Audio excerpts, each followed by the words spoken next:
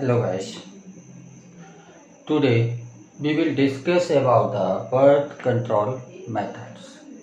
पिछले टर्म पर हमने पॉपुलेशन एक्सप्लोजन के बारे में पढ़ा था और पॉपुलेशन एक्सप्लोजन को कम करने का जो मेथड होता था वो होता था बर्थ कंट्रोल मेथड। अगर हम बर्थ रेट को कम कर देंगे तो पॉपुलेशन ग्रोथ का जो रेट है, पॉपुलेशन एक्सप्लोजन जो है वो भी कम हो जाएगा। तो बर्थ कंट्रोल जो मेथड्स हैं इनके लिए हम कंट्रासेप्टिव्स का यूज करते हैं और उन कंट्रासेप्टिव्स में जो एक आइडियल कंट्रासेप्टिव्स की थीम होती है, उस आइडियल कंट्रासेप्टिव्स में क्या क्या कैरेक्टर्स होने चाहिए। It should be user friendly. User friendly होना चाहिए, मतलब यूजर जो इसको यूज करता हो उसको फिजिकली मेंटली किसी तरह से कोई लॉस नहीं होना चाहिए। It should be user friendly. User को किसी तरह से कोई नुकसान इनसे नहीं होना चाहिए। It should be easily available. आसानी से इन्हें मिल जाना चाहिए। इफेक्टिव। हम जिस पर्पज के लिए इसको यूज कर रहे हैं वो उस पर्पज के लिए इफेक्टिव होने चाहिए। रिलायबल, भरोसेमंद होना चाहिए कि उन पर हम भरोसा कर सकें। हम जिस पर्पज के लिए उनको यूज कर रहे हैं बर्थ कंट्रोल के लिए, तो वो बर्थ कंट्रोल करने के लिए रिलायबल होना चाहिए। नो और लीस्ट साइड इफेक्ट। इनके साइड इफेक्ट नहीं होने चाहिए और अगर है भी तो वो कम से कम होना चाहिए। इतने होने चाहिए कि हमारी बॉडी उनको सहन कर सके, इजीली सहन कर सके। तो लीस्ट या नो साइड इफेक्ट होना चाहिए। और at last, no way interfere with sexual drive. ये जो डिजायर होता है, लिबिडो के साथ इसको इंटरफेयर नहीं करना चाहिए और ना ही सेक्सुअल एक्ट के साथ इसको इंटरफेयर करना चाहिए। तो लिबिडो और सेक्सुअल एक्ट को इंटरफेयर नहीं करने वाले होने चाहिए। तो ये प्रॉपर्टी जो हैं ये आइडियल कंट्रासेप्टिव्स की हैं जो हम एज्यूम करते हैं। बेसिकली कोई भी कंट्रासेप्टिव मेथड इस तरह का नहीं है कि उसमें ये सारी क्वालिटी प्रेजेंट। कोई ना कोई थोड़ी बहुत कहीं ना कहीं पर हमें कंप्रोमाइज करना पड़ता है। कंट्रासेप्टिव मेथड्स की बात करें तो contraceptive methods are of following types. Natural method, जिसमें हम नेचुरल तरीके से कंट्रासेप्शन करते हैं। इसमें किसी भी फिजिकल या केमिकल का इस्तेमाल नहीं किया जाता है। तो ये नेचुरल मेथड है। बैरियर मेथड, जो एक बैरियर बनाएंगे ओवम और स्पर्म को ओवम एंड स्पर्म की मीटिंग के लिए, ये फिजिकल बैरियर की तरह वर्क करेंगे। मतलब एक फिजिकल बैरियर बना देंगे जिसकी वजह से ओवम और स्पर्म की मीटिंग नहीं हो पाएगी। आईयूडीज, इनका फुल फॉर्म होता है intra uterine devices. Intra uterine devices, IUDs. IUDs में नाम से पता चल रहा है इंट्रा यूट्राइन, मतलब यूट्रस के अंदर इनको रखा जाता है, इसलिए इनको इंट्रा यूट्राइन डिवाइसेस बोलते हैं। ओरल कंट्रासेप्टिव्स। ओरल कंट्रासेप्टिव्स ये ऐसे कंट्रासेप्टिव्स होंगे जिनको मुंह से लिया जाएगा, जैसे पिल्स वगैरह होती हैं, उनको हम बोलते हैं ओरल कंट्रासेप्टिव्स। इंजेक्टेबल्स, इसमें भी ओरल कंट्रासेप्टिव्स में और इंजेक्टेबल्स में और इम्प्लांट्स, ये तीनों जो हैं इनमें कोई ना कोई केमिकल्स होता है, कोई ना कोई केमिकल्स होगा और उस केमिकल को ओरली ले रहे हैं तो उसको हम बोलेंगे ओरल कंट्रासेप्टिव। अगर उसको इंजेक्शन के फॉर्म में ले रहे हैं तो इसको हम बोलेंगे इंजेक्टेबल कंट्रासेप्टिव। और अगर इम्प्लांट्स, मतलब बॉडी के किसी पार्ट में कहीं उसको इम्प्लांट कर दिया, रख दिया, और वो काफ़ी समय तक केमिकल रिलीज करता रहे, तो इस तरह के कंट्रासेप्टिव्स को हम बोलते हैं इम्प्लांट्स। तो ये तीनों जो मेथड हैं, ये तीनों मेथड हैं केमिकल मेथड। और लास्ट है सर्जिकल मेथड, इसमें हम सर्जरी करते हैं। और सर्जिकल मेथड एक ऐसा कंट्रासेप्टिव मेथड है जिसमें रिवर्सिबिलिटी नहीं होती। आइडियल कंट्रासेप्टिव में एक और प्रॉपर्टी होती है, एक और प्रॉपर्टी होनी चाहिए, it should be reversible, it should be reversible. तो ये प्रॉपर्टी भी आइडियल कंट्रासेप्टिव में होनी चाहिए, ठीक है। ये प्रॉपर्टी भी आइडियल कंट्रासेप्टिव में होनी चाहिए। लेकिन सर्जिकल मेथड जो होता है इसमें ये रिवर्सिबल नहीं होती है। अगर एक बार आपने कोई सर्जरी कर दी कंट्रासेप्टिव से रिलेटेड, तो दोबारा से फर्टिलिटी रिगेन नहीं होती है। तो these are the methods of contraception. एक एक करके हम उनको डिटेल में देखते हैं। तो फर्स्ट मेथड की बात करें, that is natural method. Natural method, it works on principle of avoiding chance of ovum and sperm meeting। ये कोई चांस ही नहीं बनने देते हैं, चांस ही नहीं बनने देते हैं, मतलब ओवम को स्पर्म के पास या स्पर्म को ओवम के पास आने ही नहीं देते हैं। तो ये chance, avoiding chance of ovum and sperm meeting के प्रिंसिपल पर वर्क करते हैं। इसके 3 टाइप होते हैं, पीरियोडिक, एब्स्टिनेंस, कोइटस इंटरप्टस और लैक्टेशनल एमेनोरिया। एक एक करके देखेंगे। तो पहला है पीरियोडिक एब्स्टिनेंस। पीरियोडिक एब्स्टिनेंस को समझने के लिए हमें मेंस्ट्रुअल साइकिल पर ध्यान देना पड़ेगा। मेंस्ट्रुअल साइकिल आप नॉर्मली जो पढ़ते हैं वो 28 डेज की पढ़ते हैं, 28 डेज, जिसमें फर्स्ट डे जो होता है ये उस दिन को मानते हैं जिस दिन ब्लीडिंग स्टार्ट होती है। और हमको पता है कि इसके मिड में मतलब 14th डेज पर ओवुलेशन होता है, 14th डेज पर ओवुलेशन होता है। तो अगर हम ओवुलेशन की बात करें तो ये 14th डेज पर होता है, और ये एक दिन आगे या पीछे भी हो सकता है। तो इसको चांस एग्जैक्ट ना मानकर अगर हम चांस के बेसिस पर देखें तो हो सकता है ये 12 से 16 डेज तक हो सकता है, 12 to 16 डेज या 12 to 16 डेज तक ओवुलेशन हो सकता है। और ओवम जो होता है इसकी लाइफ जो होती है वो 1 डे की होती है, 1 डे होती है। तो ये एक दिन और सरवाइव कर सकता है, मतलब अगर 16th डेज पर निकला तो ये 17th डेज तक ये जिंदा रहेगा। और अगर 17th डेज तक फर्टिलाइजेशन नहीं हुआ तो उसके बाद ये ओवम डेड हो जाएगा, फर्टिलाइजेशन के चांस कम हो जाएंगे, नील हो जाएंगे। और जो स्पर्म्स होता है ये स्पर्म की लाइफ 1 to 2 डेज होती है, 1 से 2 दिन स्पर्म जिंदा रहता है फीमेल की बॉडी में। तो अगर 10th डेज पर भी स्पर्म आया तो वो क्या करेगा, 12th डेज में अगर ओवुलेशन हुआ तो उस ओवम को फर्टिलाइज कर सकता है। तो ये 10th to 17th डेज जो है, 10th to 17th डेज ये अनसेफ पीरियड माना जाता है। अनसेफ पीरियड मतलब इस समय पर अगर कॉपुलेशन होता है तो फर्टिलाइजेशन के चांस मैक्सिमम होते हैं, फर्टिलाइजेशन के चांस मैक्सिमम होते हैं। तो 17th डेज से 28th डेज तक और first day to 10th day तक, ये इतना जो पीरियड है इस पीरियड को सेफ पीरियड माना जाता है। मतलब इस समय अगर क्वाइटस होता है तो फर्टिलाइजेशन के चांस बहुत कम होते हैं।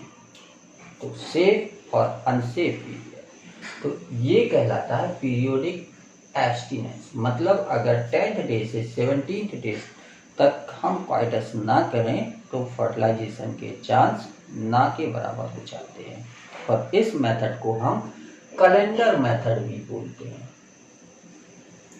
कैलेंडर मेथड, कैलेंडर मेथड या पीरियोडिक एब्स्टिनेंस। दूसरा होता है क्वाइटस इंटरप्टस। क्वाइटस इंटरप्टस, इसको हम विथड्रॉवल भी बोलते हैं। विथड्रॉवल, इस मेथड में क्वाइटस के टाइम पर जस्ट बिफोर एजैकुलेशन पेनिस को वेजाइना से बाहर निकाल लिया जाता है और एजैकुलेशन वेजाइना के बाहर किया जाता है। इस मेथड को हम बोलते हैं विथड्रॉवल मेथड या क्वाइटस इंटरप्टस। इसमें क्वाइटस को इंटरप्ट कर दिया जाता है। इंटरप्ट कब करेंगे? At the time of ejaculation, जिससे जो सीमेन का एजैकुलेशन होगा वो वेजाइना के अंदर ना होकर बॉडी के बाहर होगा। और जब सीमेन वेजाइना में नहीं पहुंचेगा तो फर्टिलाइजेशन के चांस भी ना के बराबर हो जाएगा। थर्ड है लैक्टेशनल एमोनेरिया। लैक्टेशनल एमोनेरिया, जो लैक्टेटिंग मदर होती है, मतलब पार्चुरेशन के बाद से लेके अप टू 6 मंथ तक इसको माना जाता है। पार्चुरेशन के टाइम के बाद से अप टू 6 मंथ जो मेंस्ट्रुएशन होता है वो नहीं होता है। मेंस्ट्रुएशन नहीं होगा तो ओवम का फॉर्मेशन भी नहीं होगा, ओवम रिलीज नहीं होगा, तो फर्टिलाइजेशन के चांस भी नहीं होते हैं। तो ऐसा माना जाता है कि लैक्टेटिंग मदर में ओवम का फॉर्मेशन ना होने की वजह से फर्टिलाइजेशन के चांस ना के बराबर होते हैं। इसको हम बोलते हैं लैक्टेशनल एमोनेरिया। एमोनेरिया मतलब ए मेंस्ट्रुएशन एब्सेंट। और इसको माना जाता है कि पार्चुरेशन से up to 6 month of lactational amenorrhea का पीरियड माना जाता है। ये कम या ज़्यादा भी हो सकते हैं। और ये जितने भी मेथड हैं, ये मेथड नेचुरल मेथड है। इसमें हम किसी भी फिजिकल या केमिकल बैरियर का यूज नहीं कर रहे हैं। ना तो कोई मैकेनिकल सपोर्ट ले रहे हैं इसके लिए, फिजिकल सपोर्ट ले रहे हैं, और ना ही कोई केमिकल सपोर्ट ले रहे हैं। सिर्फ जो नेचुरल तरीका है उसको हम रोक रहे हैं। तो यहाँ पर इन मेथड्स के फेलियर रेट भी बहुत हाई होते हैं, क्योंकि हम आइडियल कंडीशन लेके चल रहे हैं। पहले में हमने ये मान के चला था कि जो ओवुलेशन है ये मिड में होता है। कई बार क्या होता है, ओवुलेशन बीच में किसी भी समय पर हो जाता है। हार्मोनल डिसबैलेंस की वजह से ओवुलेशन कहीं पर भी और जगह भी हो सकता है। रेयर चांस होते हैं, लेकिन ये भी चांस होते हैं। दूसरा, हो सकता है स्पर्म 2 दिन की जगह 3 या 4 दिन जिंदा रह जाए। हो सकता है ओवम 1 दिन की जगह 2 या 3 दिन जिंदा रह जाए। तो ये जो चांस होते हैं उसकी वजह से इस मेथड के फेल्योर रेट की संभावना रहती है। क्वाइटस इंटरप्टस, तो कभी कभार क्या होता है कि जो बल्बोयूरेथ्रल ग्लैंड्स होती हैं, ये पेनिस को लुब्रिकेट करने के लिए सिक्रीशन निकालती रहती है। उस सिक्रीशन के साथ कुछ स्पर्म्स आ जाते हैं। उस सिक्रीशन के साथ कुछ स्पर्म्स आ जाते हैं और वो स्पर्म्स ओवम को फर्टिलाइज कर सकते हैं। तो इसके भी फेल्योर रेट हो सकते हैं। या हो सकता है कि ड्यूरिंग क्वाइटस जो एजैकुलेशन टाइम है उस समय पर हम टाइम से पेनिस को विथड्रॉ ना कर पाएँ, तब भी फर्टिलाइजेशन के चांस बढ़ जाते हैं। लैक्टेशनल एमोनेरिया, लैक्टेशनल एमोनेरिया, इसमें भी आपको बताया था कि ज़रूरी नहीं है कि जो हम पार्चुरेशन से 6 मंथ तक मान रहे हैं कि ओवम का फॉर्मेशन नहीं होगा। तो ये ऐसा भी कोई ज़रूरी नहीं है, हो सकता है ओवम का फॉर्मेशन उस समय हो जाए और फर्टिलाइजेशन हो जाए। तो इनके नेचुरल मेथड जो भी हैं इनकी फेलियर रेट ज़्यादा होते हैं। बैरियर मेथड की बात करें तो बैरियर मेथड में क्या करते हैं, ovum and sperms are prevented from physically meeting. Ovum और स्पर्म्स की फिजिकल मीटिंग को रोकते हैं, एक दूसरे को पास आने से रोकते हैं। और इसके लिए जो मेथड्स यूज किए जाते हैं वो condoms, femidoms, diaphragm, cervical cap, वॉट्स, इनका यूज किया जाता है। तो पहला मेथड जो है कंडोम्स, तो ये एक लेटेक्स या रबर की शीट या थिन मेम्ब्रेन्स का बना हुआ एक स्ट्रक्चर होता है जिसको मेल पेनिस के ऊपर वियर करते हैं। और ये क्या करते हैं, ये जो भी सीमेन है, एजैकुलेशन के बाद जो भी सीमेन निकलता है वो इसी रबर की ट्यूब के अंदर भर जाता है और वेजाइना में नहीं पहुंच पाता है, जिसकी वजह से फर्टिलाइजेशन के चांस नील हो जाते हैं। फेमिडॉम्स, इसको हम फीमेल कॉन्डोम्स भी बोलते हैं और इसको फीमेल्स बियर करती हैं। और ये भी रबर या लेटेक्स की शीट्स का बना होता है और इसको क्या करते हैं कि जो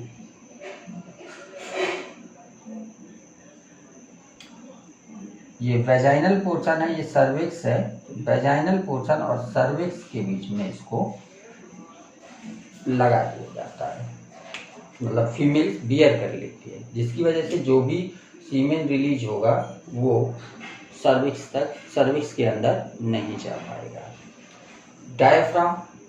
डायफ्राम का जो स्ट्रक्चर होता है ये भी जो रबर का बना हुआ स्ट्रक्चर होता है और इसमें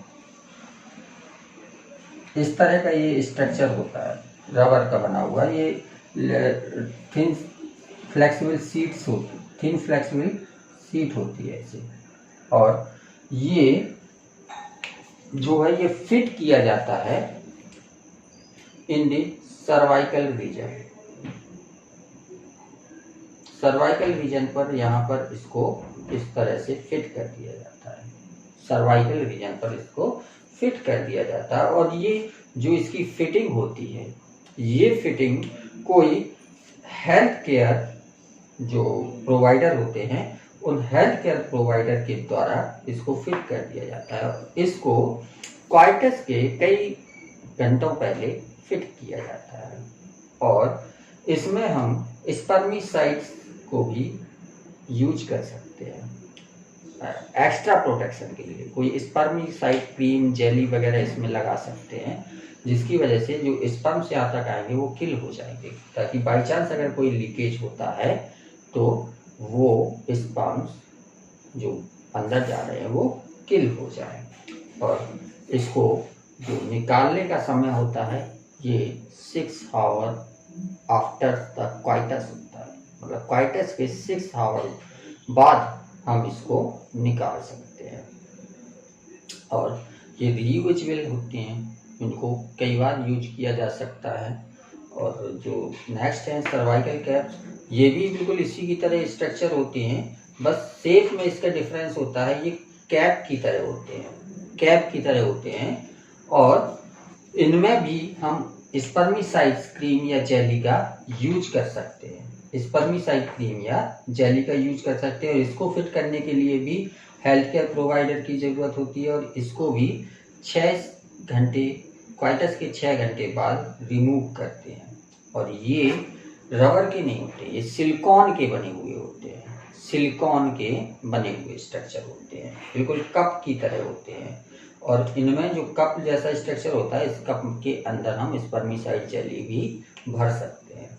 जो वॉल्स होते हैं ये कैप लाइक होते हैं, बिल्कुल सेम एक दूसरे से मिलते जुलते स्ट्रक्चर है, बस थोड़ा सा मटेरियल चेंज हो सकता है और थोड़ा बहुत शेप चेंज हो जाता है। जो सर्वाइकल डायफ्राम्स होते हैं ये काफ़ी बड़े होते हैं, सर्वाइकल कैप थोड़ी छोटी होती है, और जो वॉल्स होते हैं ये लगभग सर्वाइकल कैप्स के बराबर ही होती है, कैप जैसी स्ट्रक्चर होते हैं।